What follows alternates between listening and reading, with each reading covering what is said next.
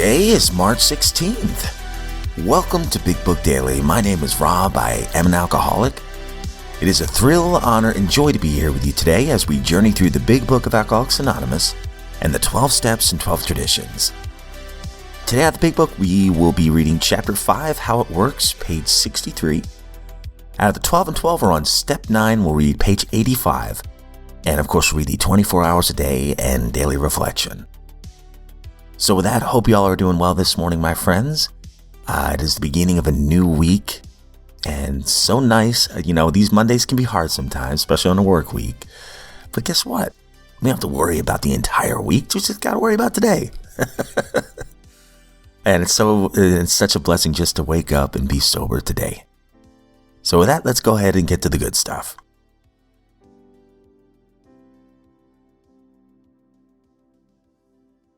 All right, my friends. So if you recall from yesterday's reading out of the Big Book, for the last 2 days, we've been talking specifically about Step 3. First, we got a demonstration of the actor who wants to direct everything and how exhausting that is and how things don't go over very well. And then we talked about yesterday the selfishness and self-centeredness being the root of our troubles. That our troubles we think are basically of our own making. They arise out of ourselves. And the alcoholic's an extreme example of self-will run riot, though he usually doesn't think so. Above everything, we alcoholics must get rid of this selfishness. We must, or it kills us, and God makes that possible. A little further down yesterday, we had to quit playing God. And then we had to decide hereafter in this drama of life that God was going to be our director. So with that, let's get to page 63. We're building on that idea, talking specifically again about Step 3. Page 63. When we sincerely took such a position, all sorts of remarkable things followed. We had a new employer. Being all-powerful, he provided what we needed, if we kept close to him and performed his work well. Established on such a footing, we became less and less interested in ourselves, our little plans and designs. More and more, we became interested in seeing what we could contribute to life. As we felt new power flow in, as we enjoyed peace of mind, as we discovered we could face life successfully, as we became conscious of his presence, we began to lose our fear of today, tomorrow, or the hereafter. We were reborn. We are now at Step 3. Many of us said to our Maker as we understood him, God, I offer myself to thee, to build with me and do with me as thou wilt. Relieve me of the bondage of self, that I may better do thy will. Take away my difficulties, that victory of them may bear witness to those I would help, of thy power, thy love, and thy way of life. May I do thy will always. We thought well before taking this step, making sure we were ready, that we could at last abandon ourselves utterly to him. We found it very desirable to take this spiritual step with an understanding person, such as our wife, best friend, or spiritual advisor. But it is better to meet God alone than with one who might misunderstand. The wording was, of course, quite optional so long as we expressed the idea, voicing it without reservation. This was only a beginning. Though if honestly and humbly made, an effect, sometimes a very great one, was felt at once.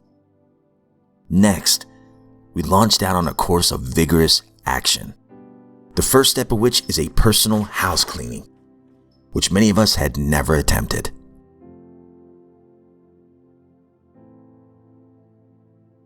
Out of the 12 and 12, we're on Step 9. Made direct amends to such people wherever possible, except when to do so would injure them or others. And yesterday we were talking about making amends, and with certain situations, maybe taking a little bit more time to be rooted in the program, but other situations where we can make those direct amends right away. And today we're going to talk about some of the reactions we may receive and what to do when we receive them. So this is page 85. This atmosphere of approval and praise is apt to be so exhilarating as to put us off balance by creating an insatiable appetite for more of the same. Or we may be tipped over in the other direction when, in rare cases, we get a cool and skeptical reception. This will tempt us to argue or to press our point insistently. Or maybe it will tempt us to discouragement and pessimism. But if we have prepared ourselves well in advance, such reactions will not deflect us from our steady and even purpose. After taking this preliminary trial at making amends, we may enjoy such a sense of relief that we conclude our task is finished. We will want to rest on our laurels. The temptation to skip the more humiliating and dreaded meetings that still remain may be great. We will often manufacture plausible excuses for dodging these issues entirely. Or we may just procrastinate, telling ourselves the time is not yet, when in reality we have already passed up many a fine chance to right a serious wrong. Let's not talk prudence while practicing evasion. As soon as we begin to feel confident in our new way of life and have begun, by our behavior and example, to convince those about us that we are indeed changing for the better, it's usually safe to talk in complete frankness with those who've been seriously affected, even those who may be only a little or not at all aware of what we've done to them. The only exceptions, we think, will be cases where our disclosure would cause actual harm. These conversations can begin in a casual or natural way. But if no such opportunity presents itself, at some point we will want to summon all of our courage, head straight for the person concerned, and lay our cards on the table. We needn't wallow in excessive remorse before those we had harmed. But amends at this level should always be forthright and generous.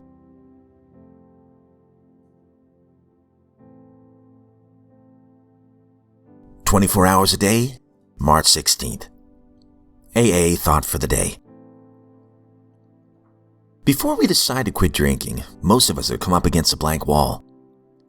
We see that we were licked and that we had to quit, but we don't know which way to turn for help. There seems to be no door in that blank wall.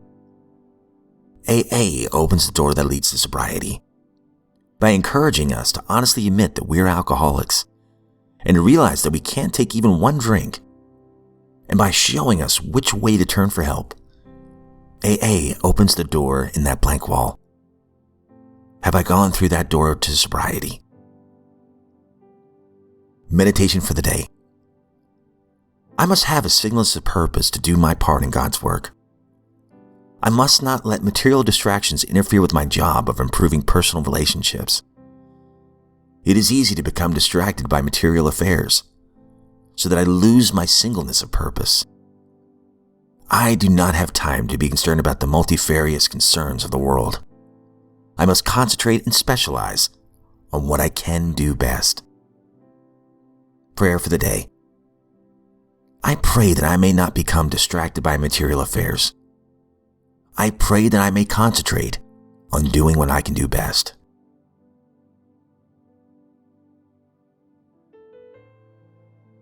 Daily Reflection, March 16th. As we understand Him. My friend suggested what then seemed a novel idea. Why don't you choose your own conception of God? That statement hit me hard. It melted the icy intellectual mountain in whose shadow I had lived and shivered many years.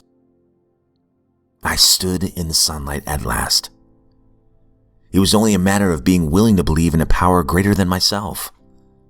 Nothing more was required of me to make my beginning. Alcoholics Anonymous, page 12. I remember the times I looked up into the sky and reflected on who started it all and how. When I came to AA, an understanding of some description of the spiritual dimension became a necessary adjunct to a stable sobriety. After reading a variety of versions, including the scientific, of a great explosion, I went for simplicity and made the God of my understanding the great power that made the explosion possible. With the vastness of the universe under his command, he would, no doubt, be able to guide my thinking and actions if I was prepared to accept his guidance. But I cannot expect help if I turned my back on that help and went on my own way. I became willing to believe, and I have had 26 years of stable and satisfying sobriety. All right, my friends, that concludes today's reading, and my goodness, some great stuff. But I know we're well over 10 minutes at this point, so I'll try to make this fast. First of all, since it's fresh, looking up at the sky. I remember as a kid, I loved to be outside, and oftentimes I would just look up at the sky, or I'd stare across Newton Creek in Gloucester City, New Jersey, or I look at the animals and the birds and everything. And even as a kid, I thought to myself, I didn't understand the God thing, that's for sure, but I thought to myself, where did this all come from? Who am I, and what's my part in all this? So that whole concept of God, like, I was intrigued from the very beginning. Like, I don't think any of this is an accident. And then, a few 24 hours, in my budding 40s now, I still look at the world with awe and wonder. And I think to myself, wow, this can't be an accident. And then going back to the big book, oh my goodness, I love all the descriptions of step 3 here. It says right here on 63, when we sincerely took such a position, all sorts of remarkable things followed. A position of God was going to be our director. Then this is beautiful. Being all powerful, he provided what we needed. Not always what we want, but what we need. If we kept close to him and performed his work well. Established on such a footing, we became less and less interested in ourselves, our little plans and designs. My little plan was to be a writer, was to be famous and everything. That's what I wanted to do, right? But now, a few 24 hours later, I'll tell you what ignites my passion is doing this podcast. To read these books. And I'm like, wow, okay, I never saw this coming. I never thought, eventually you're going to become an alcoholic and you're going to about to destroy your life. But don't worry, things are going to work out after that. And then you'll find what you think it might be your purpose. And then right here, more and more we became interested in seeing what we could contribute to life. So it's not all about me, Rob. Go help somebody else. You're here for a reason. Go help somebody. And then that last line, as we became conscious of his presence, we began to lose our fear of today, tomorrow, or the hereafter. I didn't know this. I had no idea how fearful I was. And when I'm not spiritually working these steps and reading this literature and praying, how fearful I can still become and how much power I can give to my job, I can give to what others think about me. And that's not good. But I love the prayer itself. God, I offer myself to thee. I say this prayer every single morning. It's the first thing I do. Well, let me rephrase that. I pour my cup of coffee. I let the cats in the garage because they want to hang out with me for some reason. And sometimes you'll hear them in the background. I apologize. I have a little love seat here in the garage. I get on my knees and I pray the 3rd step prayer. God, I offer myself to thee. Now I say I offer myself to you, but that's okay. This is classic. To build with me and do with me as thou wilt. So he's building something in me. And I'm offering myself to him to do what he needs to do. I love this line. Relieve me the bondage of self. Now, you wouldn't think that being selfish is bondage. But remember what the alcohol did to us? And all the things that we think we want oftentimes can destroy us. And we realize it's like that kid at the toy store, right? You finally get that toy and it's like, oh, this is cool, all right. But there's a new version coming out. It's just constantly looking for the next thing. Henry David Thoreau says, we'll live lives of quiet desperation. We're constantly looking for something else, not quite sure what it is. But anyway, the prayer, take away my difficulties, that victory over them may bear witness to those I would help of your power, your love, and your way of life. So it's not necessarily to take away my difficulties so that I'll have an easier life. No, I think it's to prove to others that, hey, this thing's real. And this whole God idea might be real too. But here's the thing. Step 3, I always heard this metaphor that you got 3 frogs sitting on a log. One of them makes a decision to jump off. How many frogs are on the log? Still 3 frogs. One of them just made a decision to jump, but he hasn't jumped yet, right? And then the next paragraph, that's the action steps, right?